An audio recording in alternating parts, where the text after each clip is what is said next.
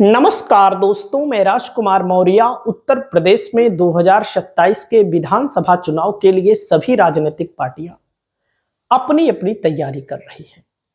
चाहे आप सपा की बात करें या भाजपा की बात करें, बहुजन समाज पार्टी को लेकर इस वीडियो के माध्यम से एक ऐसी जानकारी आपको देने जा रहा हूं जिसको आप बारीकी से देखेंगे तो आपको समझ में आएगा कि बसपा कर क्या रही है। बसपा को लेकर के तमाम राजनीतिक विश्लेषक जो टीवी पर बैठते हैं गलत कमेंट करते हैं। गलत कमेंट का मतलब है कि लोग कहते हैं कि खाता नहीं खुलेगा। बड़े बड़े राजनीतिक विश्लेषकों की बात मैं कर रहा हूं, लेकिन इस वीडियो को अगर आप देखेंगे तो आपको सच्चाई सामने नजर आएगी। जिस सीट के बारे में बताने जा रहा हूं, जिस नेता के बारे में बताने जा रहा हूं, क्योंकि बहुजन समाज पार्टी को लेकर मैं बता दूं, सरकार किसकी बनेगी उत्तर प्रदेश की जनता तय करेगी, लेकिन बहुजन समाज पार्टी 2022 की तुलना में बहुत अच्छा प्रदर्शन करेगी। मैं आपको दावे के साथ कह रहा हूं। कैसे? आपको आंकड़ा देखना है, आपको नेता देखना है। आपके सामने कई लोग यहां पर दिखाई दे रहे हैं, सभी लोगों को मैं भी पहचान नहीं रहा, लेकिन एक ऐसा नेता है काले कोट में, काले कपड़े में, सफेद दाढ़ी में, जिसने बहुजन समाज पार्टी ज्वाइन की। और इस नेता के ज्वाइन करने से चारों तरफ चर्चाएं हैं। सीट कौन सी है, किस सीट पर बहुजन समाज पार्टी चुनाव लड़ाएगी, इसको भी इस वीडियो में आप सभी साथियों को दिखाने जा रहा हूं।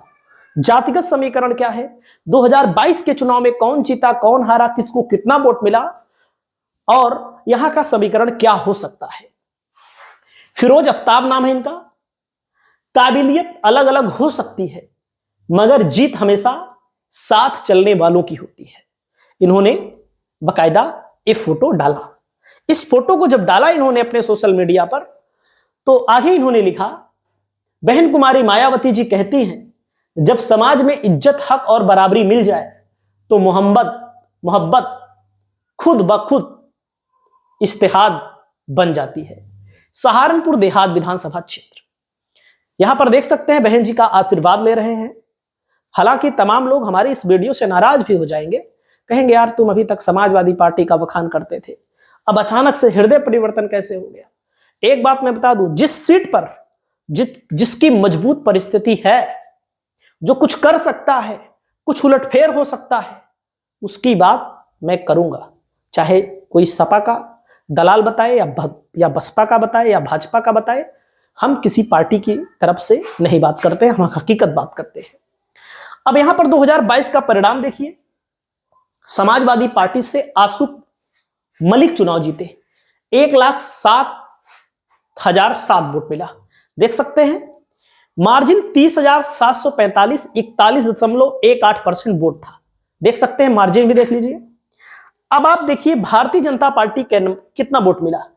जगपाल सिंह यहां पर वोट प्राप्त किए 76,262 वोट, 29.35% जगपाल सिंह को वोट मिला। अब जब अजब सिंह चौधरी बहुजन समाज पार्टी से लड़े, इनको 24% वोट मिला। बीजेपी से अगर आप तुलना करेंगे तो कै परसेंट ज्यादा वोट बीजेपी को मिला है, मात्र यहां पर 5% ज्यादा वोट मिला है। और यहां का जातिगत समीकरण अगर आप देखेंगे, वो भी देख लीजिए, सब चीज दिखा रहा हूं मैं आपको। और यहां पर देख सकते हैं अजब सिंह चौधरी के बाद AIMIM को भी 8,187 वोट मिला और आजाद समाज पार्टी को भी 1,764 वोट मिला। 2017 में आ जाइए, कांग्रेस के मसूद अख्तर यहां पर चुनाव जीते थे। आप सबको पता है 2017 में समाजवादी पार्टी और कांग्रेस का गठबंधन था, और जब कोई मुस्लिम प्रत्याशी चुनाव जीत रहा हो तो इसको आप मान सकते हैं कि केवल मुस्लिम वोट ज्यादा मिला है। ये सच्चाई है। मुस्लिम हिंदू को वोट देता है, लेकिन हिंदू मुस्लिम को कितना वोट देते हैं आप लोग कमेंट करके बताइएगा। हम किसी के बारे में कुछ नहीं कहेंगे। भाजपा यहां पर 2 नंबर पर थी, तब भी मनोज चौधरी, बसपा 2 नंबर पर थी, देख सकते हैं 2017 में, और यहां पर मनोज चौधरी भारतीय जनता पार्टी के 3 नंबर पर थे। समझ सकते हैं। सहारनपुर का परिणाम 2012 का देखिए, बीएसपी यहां पर चुनाव जीत चुकी है 17,113 वोटों से, और कांग्रेस यहां पर चुनाव अलग लड़ी थी, समाजवादी पार्टी चुनाव अलग लड़ी थी, सब मुस्लिम प्रत्याशी यहां पर चुनाव लड़े थे। देख सकते हैं जगपाल हिंदू प्रत्याशी के तौर पर चुनाव लड़े थे। और यहां का जो जातिगत समीकरण है 1,30,000, अब मुस्लिम वोट को लेकर ये कहा जाता है कि समाजवादी पार्टी का कोर वोटर है, ये भी बात सत्य है, कोर वोटर माना जाता है।